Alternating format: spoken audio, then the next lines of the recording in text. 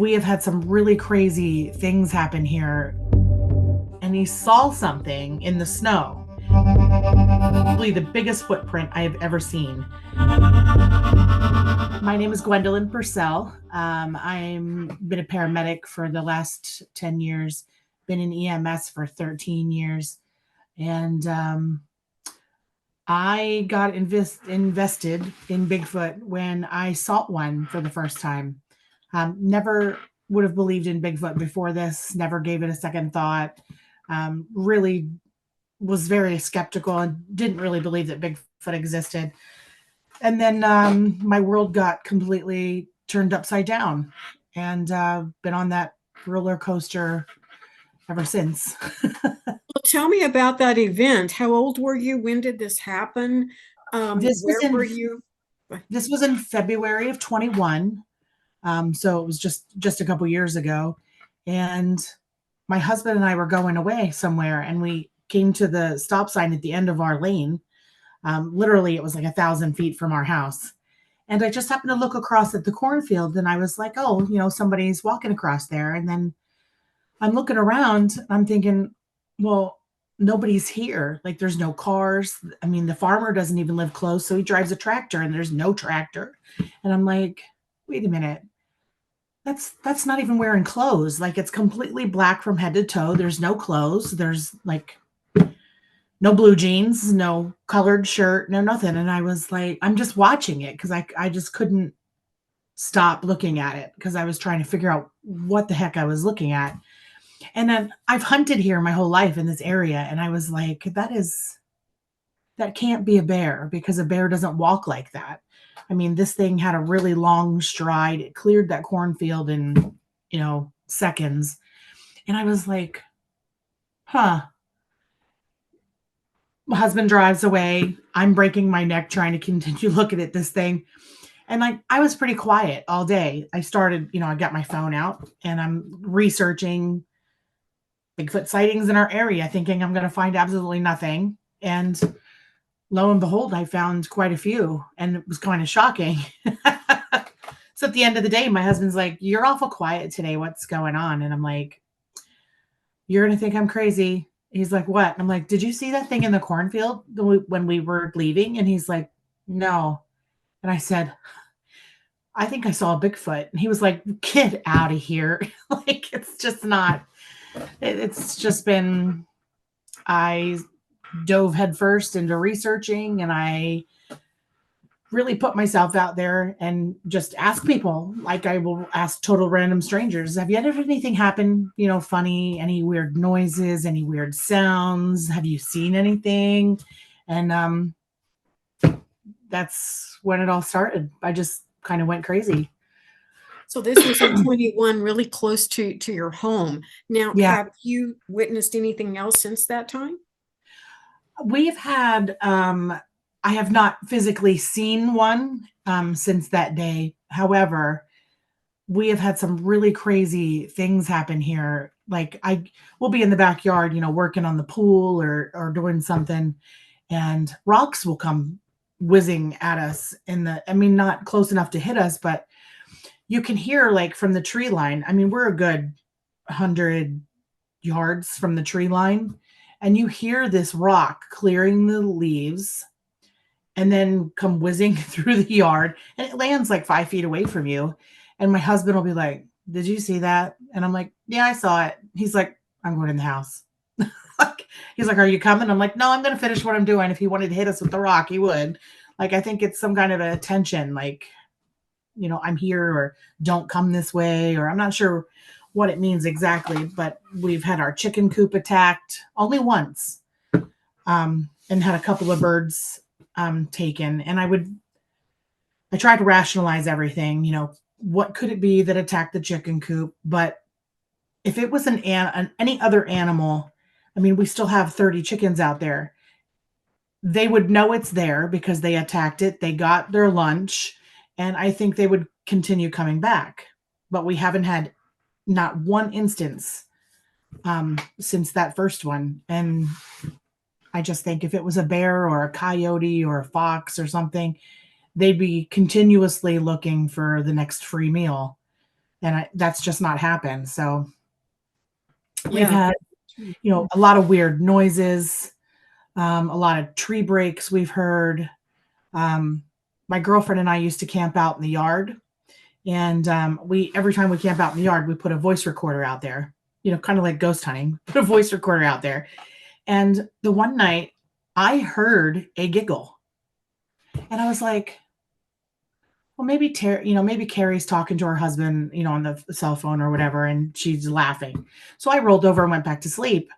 Well, in the morning when I got up, she was sitting next to the fire, and she's like, "Do you talk to your chickens?" And I'm like, "Yeah." And she's like, "What do you say?" And I'm like, "Hello, ladies." And she's like, "I heard your voice come from the chicken coop at like 6 o'clock in the morning." So she got out of her tent, to talk to me, and I was sound asleep in my tent. But it was the weirdest thing. But we got it on recording, and I was like, what is happening? So they must have been watching me for quite a while if they're mimicking my voice talking to the chickens, because we camped right outside the chicken coop, which seems to be where they like to hang out, in that section of woods there. So I'm not, it's been just a wild, weird roller coaster. Absolutely. I can see how it certainly would be. Now, without giving us, your actual location, what state do you live in? I live in central Pennsylvania. Central. Oh, there's lots of stuff going on in Pennsylvania right now, I understand. Yeah, Lots of lots. interviews from there. Yeah. That's a hot spot. So have you run into people in your area that have also had some kind of a Bigfoot encounter? It's funny because I do put myself out there, and like I trademarked a Bigfoot logo, so that's on my car. It's on my husband's truck.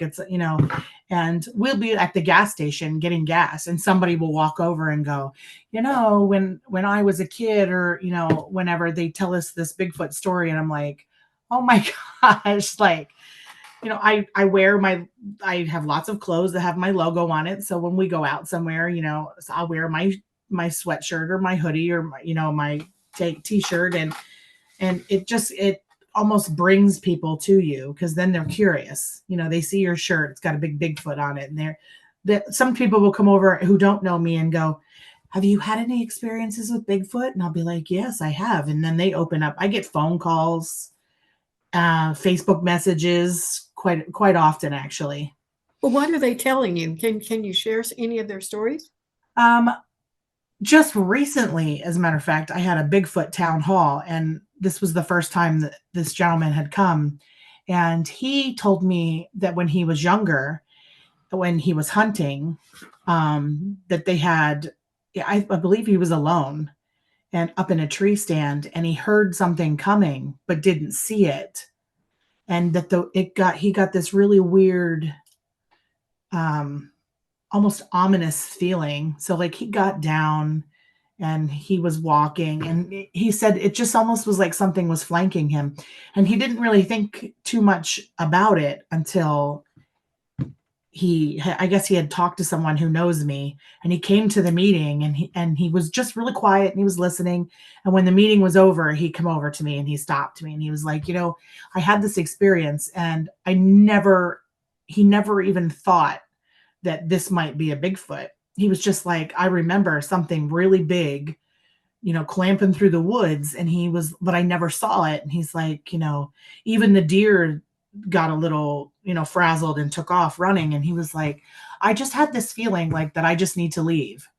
And I was like, wow, that's interesting, because the same mountain he was hunting on, I had gotten earlier reports from somebody that said when they were younger and hunting, that they had some kind of encounter on the same mountain. And I was like, that is insane.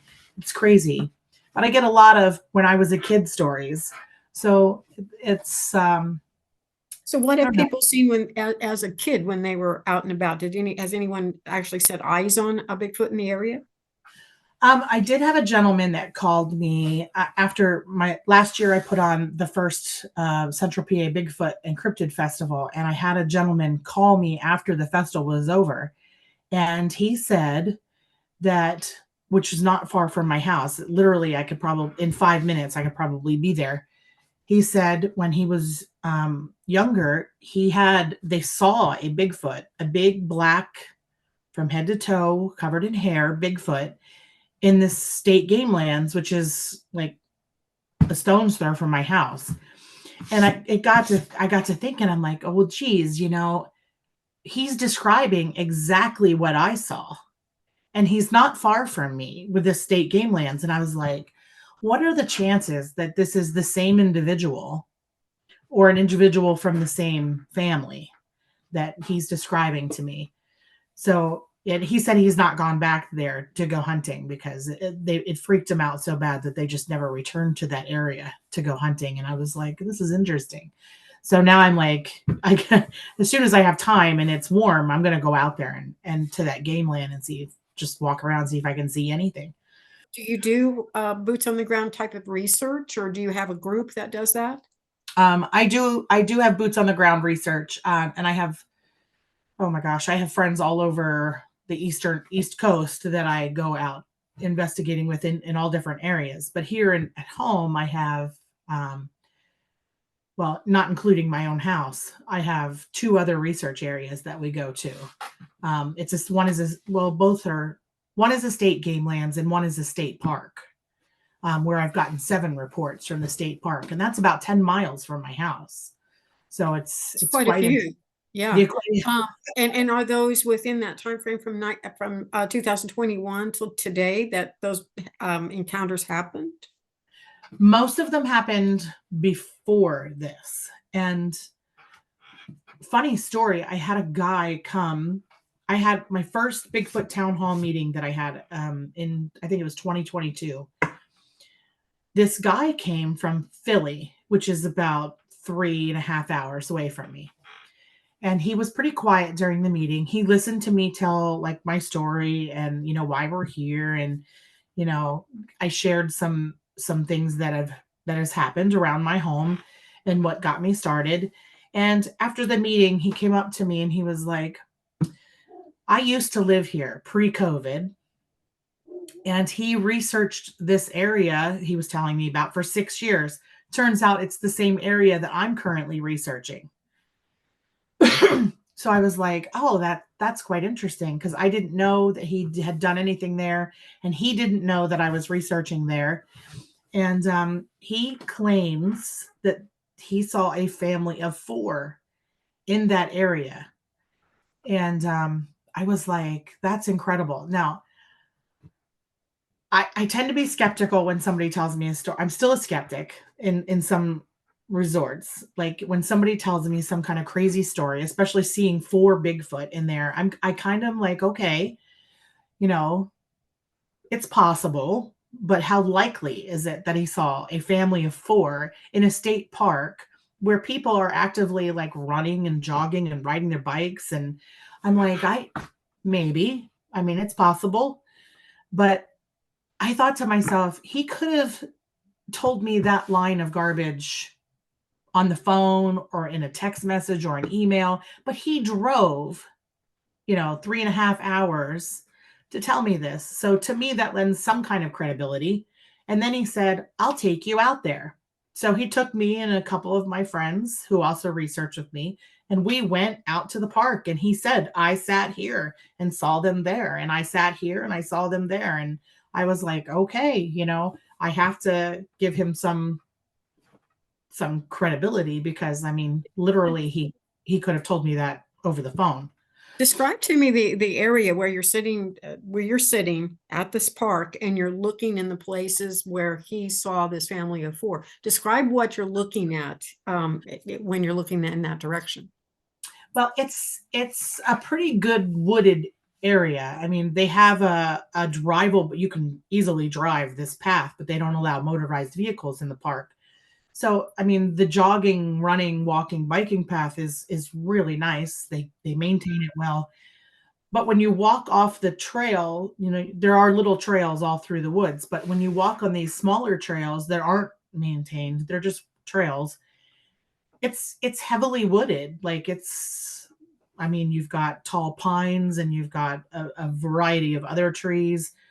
So at the time he's telling us all this, the leaves are down. It's cold. It's, you know, at nighttime especially, it gets cold. We're out there in the dark, and it's it's pretty wooded. And he's like, I sat in this spot right here, and which,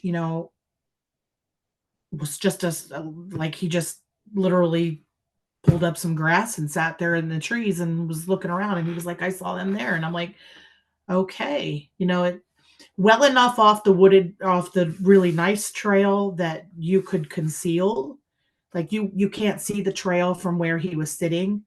So I don't think he saw a person. um What I mean, time of day was it when he observed these? Do you know? it was all times of the day and night. He would go out there and just sit for hours Mhm. and just sit still in one spot and just, kind of just watch nature happen around him. And that's when he saw these things.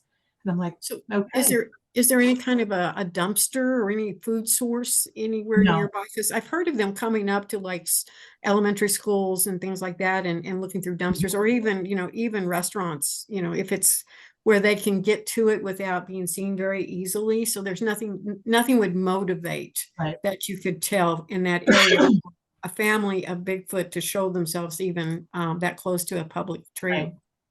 If you go to the top of the mountain, like he was sitting on the one side of the mountain, if you would walk up from where he was sitting and down and start to go down over the other side, there are some farms there. And this area, we had put some trail cams out prior to meeting him, and we did get quite a few deer like on the trail cams. We didn't get anything else, but even I get excited about just seeing deer in the woods because I just love nature in general. So when I see animals in the woods, I get excited. I mean, if I saw a Bigfoot in the woods, I'd probably die of a heart attack because I'd be just so excited. But there are lots of deer, and this state park has 3 reservoirs that connect to each other through a small stream. So like there's plenty of water, there's plenty of food. And the funny thing is I left a voice recorder out in that park overnight, close to where he said he sat, just to see if we would pick up any noise. And we went back the next day and we picked up the voice recorder, and there actually were some unexplained sounds on this voice recorder. But the other thing that you can hear, and it's not overwhelmingly heard, but you can actually hear traffic coming down the mountain. Now it's probably 2 miles away that where this road is, but you can hear like tractor trailers coming down the mountain. And the one guy in my group was like, there's no Bigfoot in here. There's too much noise, blah, blah, blah. And I'm like, I don't know. If I was trying to hide myself, I think I would use that road noise as cover to get around. I mean, he could easily move in those woods, even during the daytime with lots of people out there, and not be heard because of the road noise. Somebody would just say, oh, that's a car. Oh, that's a truck. Like, I think I don't think they're stupid animals at all. I think they're highly intelligent, probably more so than we are. But I think they would use that to their advantage. For sure. On this recording that you got there, the unexplained sounds, can you describe what they were? There was this really weird noise, and now we're in the middle of the woods. It was pitch dark, so it almost sounded like maracas, like somebody was shaking maracas. And I was like, what the heck? We played that back and played it back and played it back, and we can't for the life of us figure out what the heck that could be. But it literally sounded like somebody was standing there and shaking a maraca. How It long was the did weird. it last? Oh About my how long gosh. did it last? I would say that lasted a good, it was on and off for a couple of minutes actually, where they kind of shook it a little bit and then they stopped and then they shook it again and stopped. I was a good couple of minutes that this happened. It was the weirdest noise. And Everything else we could explain, but that we could not. what time of year was it? Oh my gosh. It had to been, it was early spring, like probably March. I was going to say, sometimes gourds, will dry up Yeah. and the seeds inside it creates kind of a natural sound like that. Yeah, I thought that too at first. And then I was like, well, where we left the recorder at, there, like when we went back to pick it up, we didn't notice anything like odd or out of place. Like, Mhm. I think to find gourds in the woods like that would be somewhat out of place, unless the farmer had them and they were picked up and brought. But I didn't happen to notice anything like that. Because to me, Exactly. I would think that would strange if I would find a gourd in the woods like that. I would think, like, well, somebody brought that here because that just doesn't happen. Have you gone into those woods and looked for other signs, like the tree breaks or I don't know if you can see footprints in the woods or any kind of structures, anything else that would back up any evidence of a Bigfoot living there in that wooded area? I I had a friend of ours, actually, it's my husband's friend. Um, we did not see eye to eye during the COVID epidemic because he believed one thing and I was, I'm a paramedic, so I was living the other side of COVID. And so we didn't get along. And it was just, oh, probably 8 months ago or so. He sent me a picture. And I thought this was kind of compelling because we don't really care for each other based on our opinions of that one event. But he jogs in that park down that really nice maintained path. And in the winter time, he takes his dog out there and they jog the path. And the path is about 8 miles long, 7.5 to 8 miles long. So he was jogging along and he saw something in the snow and he took a picture of it and sent it to me. Now this was in 2013. So I'm like looking at this. It was probably the biggest footprint I have ever seen. And he put his foot next to it just for size comparison. And I'm telling you, it stuck out a good 6 to 8 inches past his foot. It was incredible, the size of this thing. And I hate the fact that I wasn't there to see it, but it was an incredible footprint. He sent me these photos and he was like, I have never shared these photos with anybody. He said, but you're into Bigfoot. And he didn't even know I was researching that area. He sends me this. He's like, I got this when I was jogging in the park. And he said, I've been holding on to this ever since. And it was incredible. I was like, oh my gosh, like that's just incredible. But I don't take a whole lot of stock and barrel into tree structures. Not that they're not made, but when I see one, I am very skeptical of tree structures. I try to go about it in a very scientific method. Like I'm looking around, where did these trees come from? How could they have fallen naturally this way? Physics is a wonderful thing. I say it all the time. 10 seconds too soon or 10 seconds too late and everything can be altered and changed. So I'm like, okay, so could these trees have fallen this way? Where is the stump of the tree? Like, is it around? Like, that you can kind of connect the tree with the stump.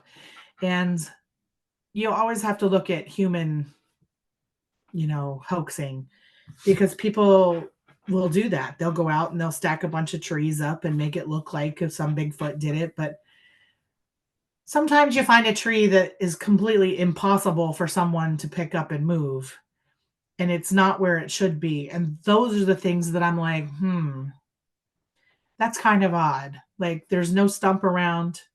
That tree is obviously way too big for anyone to pick up and carry.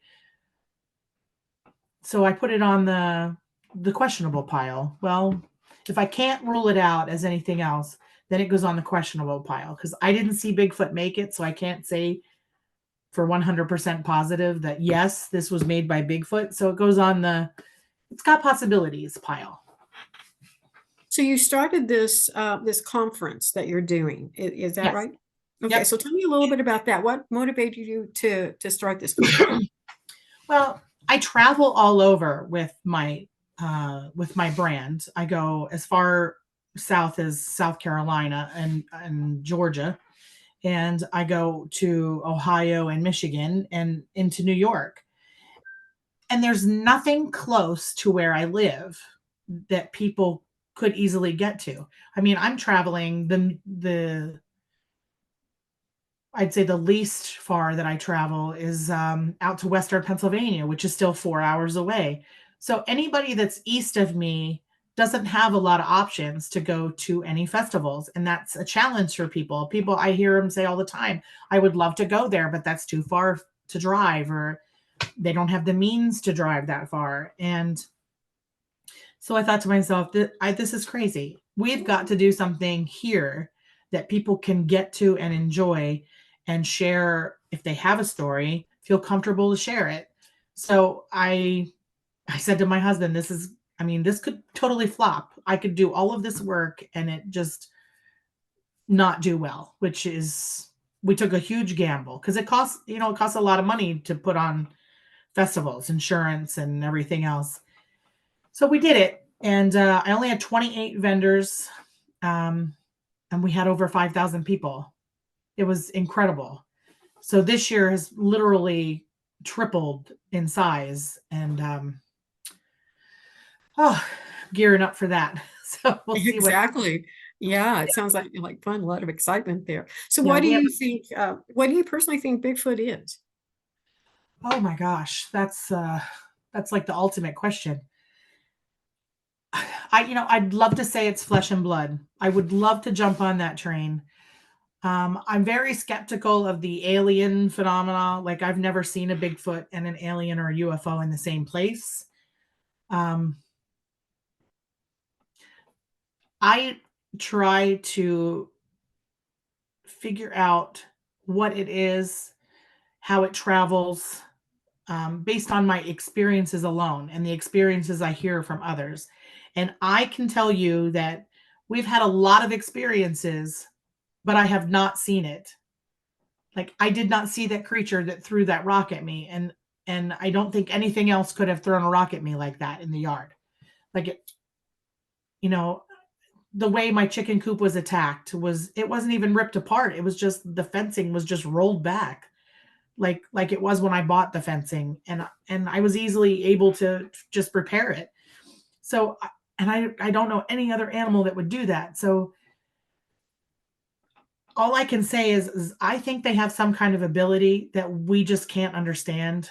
I don't think our brains are up to snuff to even be able to understand what it is they do and how they do it. Um, whether it's flesh and blood and able to do all these things, or whether it's supernatural. I mean, I've had a lot of paranormal experiences, so obviously I believe in ghosts and things like that. So I don't I don't know. I don't know what it is. I have no idea. I would love to find out though. But Well, I I don't think know. that's the $1,000,000 question right now is That to is figure that out. And you're right. And I do a lot of interviews on my show, and I hear it's a mixed bag. I mean, some people it is. really do think they're flesh and blood because that's all they've experienced with them is a creature Right. in the woods, and they think they are a flesh and blood being. And then there's the other half of that they have very, very unusual and unexplained experiences with them, and you don't know what that is. But you Right. say you've had some paranormal experiences. Can you share some of that with me? I have had paranormal experiences ever since I was a young child. I My earliest paranormal memory was we lived in a house not terribly far from where I live now, and I remember seeing a man in our living room. He would stand at different places at different times, but he never moved. He just stood there, and I could never make out his face. It was just a dark figure shaped like a man, and he wore a hat. And I never thought anything about it until the last, I'd say, 5 to 10 years, learning about hat men and how many other people have had encounters with hat men. And I'm like, wow, that is so bizarre because I remember this man being in our living room and I don't remember being afraid of him. I don't think it phased me because nobody else seemed to be concerned about the man in the living room, but I didn't know that nobody else saw the man in the living room until probably about 4 years ago. I had said to my mom about the man that was standing in our living room, and she's like, "What man?" And I'm like, "Didn't you ever see the man that was standing in our room?" And she's like, "I have no idea what you're talking about." And I'm like, "I saw this man." And every house I have ever lived in, I have had some kind of paranormal encounter. Um, the house I lived at in Milton was haunted. Whether she was there before or came with me, I don't know. But we had cats that used to sit on the landing of the stairs and stare at the top of the stairs. And I was like, and you could hear, I'd be home by myself and you could hear someone walking across the hardwood floor upstairs. You'd go up and the bathroom light would be on. You'd turn it off. 10 minutes later, you'd come back, the bathroom light would be on again. And you're like, what the hell is happening? Like, I don't know. It's just everywhere. I live in a haunted house right now. We have four entities in my house, two females, a male, and a small child. It's never a dull moment. They've been pretty quiet the past few months, but So do you we're here. physically see them? Do you actually physically see them to know their gender and what they look like, their age and such? We, we had during COVID, pre-COVID, we had, weird things happening. You'd be home by yourself and you'd hear a woman's voice say hello and you'd like search the house and nobody would be here. That happened to my husband. That happened to my stepson. Then finally one day it happened to me where I was just like, is somebody here? And you go out and you're searching around. But we had a paranormal investigation team come here and they had a psychic with them. And when she came to do the initial interview before the investigation, she did a walkthrough of the house and the property. And she's like, you have four entities in here, but only two of them I can make out. Like one of them is a female, one of them is a male. The other two were like running from her and she couldn't figure out what they were. But the night they were here, oh, that was so crazy. They put video cameras everywhere. And then we had this large TV in our kitchen where you could see all the cameras. And one camera was in the garage. And I had like a Rubbermaid tote that had a blanket and a pillow in it for when I sleep. Because sometimes I work 24-hour shifts. So I just grab the tote and take it to work. And sure enough, I mean, everybody's in the house. We're all making a plan on like who's going where and doing what. And all of a sudden, this tote, and it didn't just like roll over. It like got tossed into the middle of the garage floor. And I started yelling, did you see that? And so a few weeks later, the guy messages me and he goes, you did see that. And he sent me the video and I was like, oh my gosh. But they did like an EVP session in the garage and they asked, are you a male or a female? And she clearly said female. And I was like, oh my gosh. But she's pushed me down the stairs twice. So I'm very careful when I'm in the garage because I don't think she cares for me. But It sounds like it. Yeah. I've been, I've been at the top of the stairs and I'm going to come down the steps and I just get this push and I've ended up in the emergency room twice for being pushed down the stairs. So I'm very cautious when I'm going up and down the stairs in the studio because it's Well, and like you said, you don't know if you brought them with you or if they're just right. natural to the place. Do you know the history of your home? We are only the second owners of this home. The property was all farmland prior to 1999. And my husband bought this house in 2009. And they didn't notice anything happening. So I don't know if anything happened on the property prior to it becoming a development, but the little boy that's in our house, if funny story, we had during COVID, my in-laws both got COVID and they both got put in the hospital. So when they got out of the hospital, they came and stayed with us for a few months because they're weak and they couldn't do stairs very well. And we did not tell them about anything in the house. So one morning, my mother-in-law comes out and she's like, were you and Mike talking at like 2:30 in the morning? And I'm like, I assure you, we were not having a conversation at 2:30 in the morning. We were asleep. So I put a voice recorder in the hallway on the top of like a picture frame. I didn't tell anybody, not even my husband, that it was there. And we went to bed that night. The next day I retrieved it and I listened to it. And clearly at like 2:00 in the morning, there's a female voice that says, watch them. And like the hair stood up on the back of my neck and I was like, oh my gosh. I like screamed for my husband, get in here and listen to this. And I put up a video camera in their bedroom overnight one night. Now, of course, they knew that was there. But in the middle of the night, you can actually see this almost like a shadow dart in front of the camera. There's like a just this real quick flash of black that goes across the screen. And I'm like, oh my gosh. But then one morning she came out and she said, I got to tell you what happened last night. I'm like, okay. She's like, I woke up to go to the bathroom and there was a woman sitting on the edge of the bed. And I've had that happen to me already in our bedroom where somebody has sat down on the edge of the bed. So I was like, okay. She's like, when I looked at the end of the bed, there was a woman and a man standing there, and a little kid come out of the closet and walked into the hallway.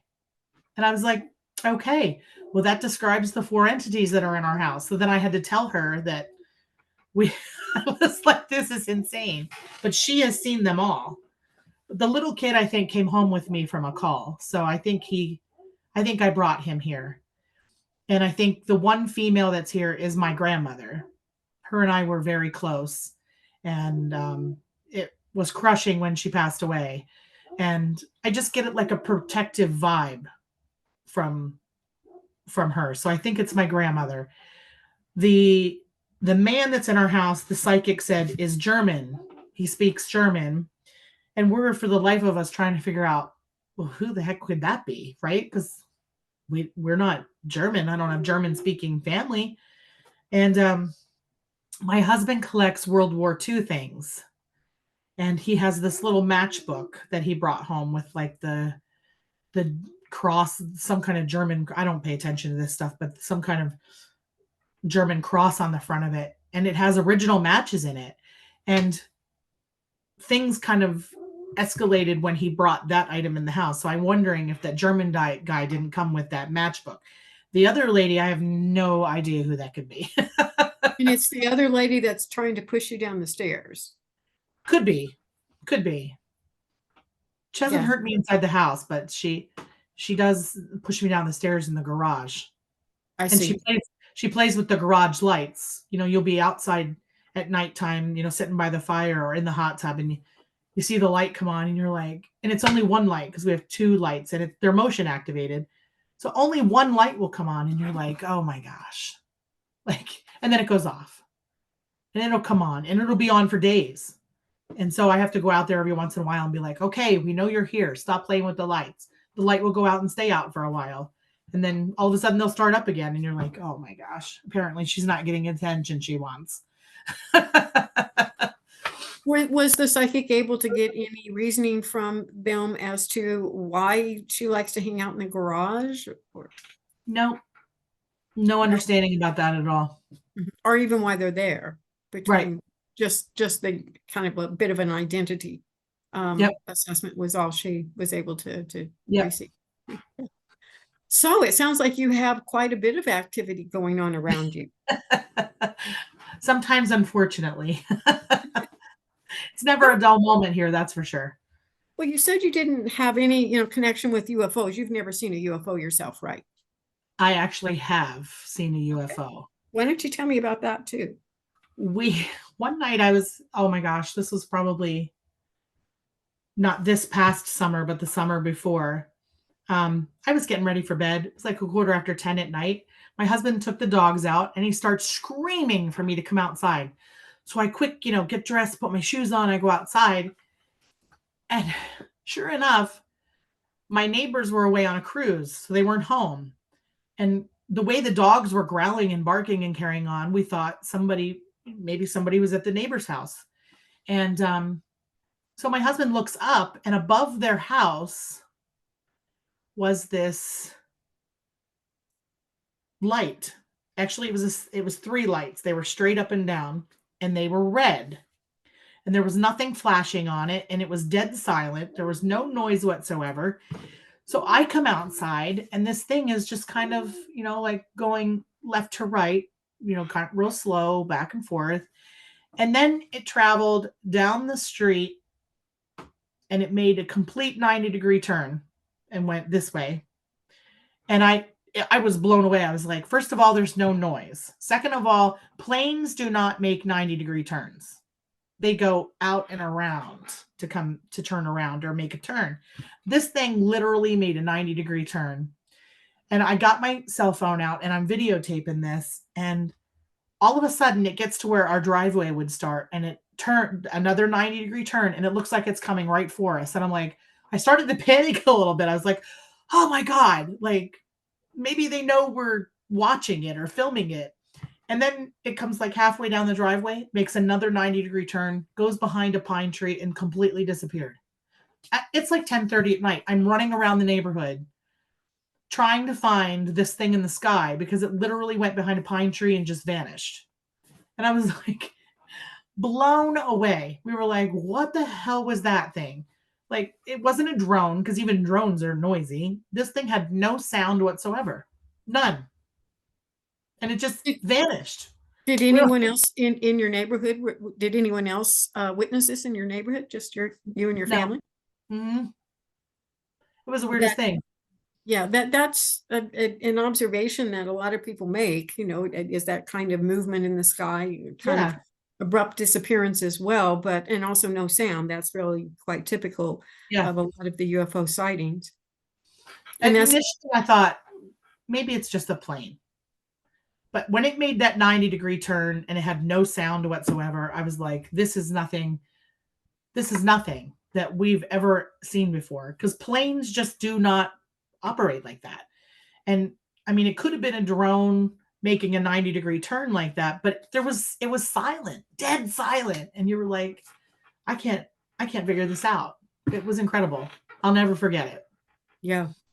What about orbs? Do you see orbs in the woods or anything? A lot of people describe those when they're out Bigfoot hunting. In the one research area I have, a whole group of us went out there and we kind of split up into three groups. There was 5 people in my group and we did a tree knock. And immediately following the tree knock, this orb showed up in the woods. And it was like it was bright. It was like a bluish white. I don't know how else to describe it. And it just was like moving real slowly, like just floating through the woods.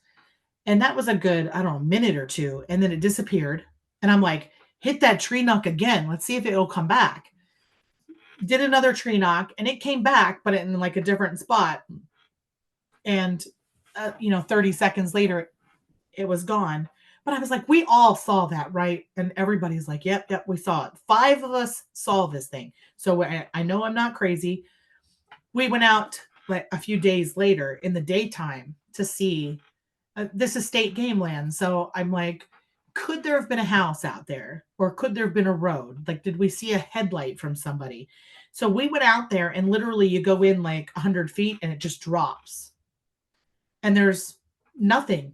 It's just woods. There's no houses, no anything in that direction where we saw those floating orbs. So, I mean, we tried to debunk it. And we don't know what the heck it was. No idea. Exactly. And that is often the case, whether they see a Bigfoot or not, and they don't know of the correlation between the two. Some Yeah, people see them together, some people do not. So, but a lot of people see orbs in the woods. right. And until Strange. I started doing Bigfoot interviews, I don't think I'd ever heard of orbs in the woods before. So that was a new thing for me, but now it seems pretty commonplace almost. Yep. Yep. That was my first encounter with orbs in the woods. It was crazy. Exactly. So what else can you tell me about Bigfoot or your research or your conference coming up, all of that? What can you tell me about this? Oh boy. Just I guess I would say as far as Bigfoot goes, I hope and pray that one of us finds some real answers because the community seems so divided. And if you're a flesh and blood person, some of those people are flesh and blood and there is nothing else, and you almost can't have a conversation with them because it's flesh and blood and that's just it. Like some people just are not open-minded enough to say, okay, well, I want it to be flesh and blood, but maybe it's not. So there's a lot of controversy in the Bigfoot community because of clashing opinions. But I mean, as I just try to tell people, keep an open mind, document your experiences. It's super important to report things. Like if you have a research group in your area and you have a crazy, weird, unexplained experience, no matter what it is, give a phone call, send an email, a text message, something to just report, hey, this is what happened. I can't explain it. I don't know what it is, whether it's Bigfoot or not, because I mean, the things I do a lot of speaking at different conferences and stuff. And this year, especially, I'm going to really um, talk about the importance of reporting and what we do with that information when you report something, because we can track a lot of things like movement. Do they migrate? Are they nomadic? Do they just stay in one area? How big is that area? Um, we can note, what kind of food they eat, um, when they're traveling. Do they travel more during the day or do the night? Are they, nocturnal, not nocturnal? And we can try to find out any, reproductive habits. I mean, these things have to reproduce to continue to exist, especially if you're on the flesh and blood theory. Like, and or what do they do when they die? I mean, this is a question on my research thing that we probably will never know, because we just don't find things like that in the woods, dead bodies. You don't even find dead bear in the woods, or deer or bear bones for that matter. I've never come across anyone that's found a dead bear bone in the woods. So, I get asked a lot about why don't we found the bones? Well, deer bones are even not that common to find in the woods. And I've never met anyone who's found a bear in the woods. And I've never found snake bones in the woods. And there's a lot of snakes out there. So to me, that, finding the bones thing is kind of minuscule, because there's lots of other things that we don't find. I don't even find human bones in the woods, thank God. But I mean, there's way, way, way more humans than Bigfoot. So why haven't we come across? I mean, you should be tripping over dead humans in the woods, if you want to look at that comparison. But it's just, reporting is super, super important, and that's the message this year that I'm going to take to all of the festivals that I'm going to. And oh my goodness, I just have a full schedule of festivals and conferences this summer. We're going to the UK to speak at a conference there for Bigfoot. And then in August, we have our festival, which is going to be 70 vendors. Last year was 28. This year is 70. We have 5 great speakers coming. We have 6 food trucks going to be on hand. We're going to have live music. There's going to be a special booth for just reporting. How So can people find out about this conference? Where is it located? How can people go to this conference if they want to get more information on it? this conference is August 3rd. It's in Elysburg, Pennsylvania at All Homes Day, which is a veterans park. And we have a website, centralpabigfoot.com. It's all for the festival. You'll find all festival news. All of our vendors are listed there. So you can literally, if you see a vendor you like, you can click on their link and go right to their Facebook or webpage to check out what things they have. Everything we do at that festival is getting listed on that website. So that's like the central hub for the festival. So everything goes on there. Let me think. The event is free, so you can come to the event for free. It's $10 to see the speakers. We're going to have 6 characters walking around the park. There's going to be a Wendigo, a Bigfoot, a ghost, an alien, a Mothman, and a shadow person.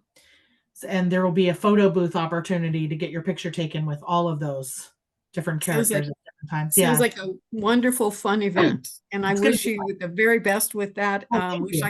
Wish I could be there. It's a little distant for me, but I wish I could be there. It sounds like a good time. Thank you so much. I'm going to go ahead and end our interview today. Thank you so much for coming on and sharing all of your encounters with me and your paranormal experiences. Those were just great. I really appreciate it. Well, thank you. Thank you for having me.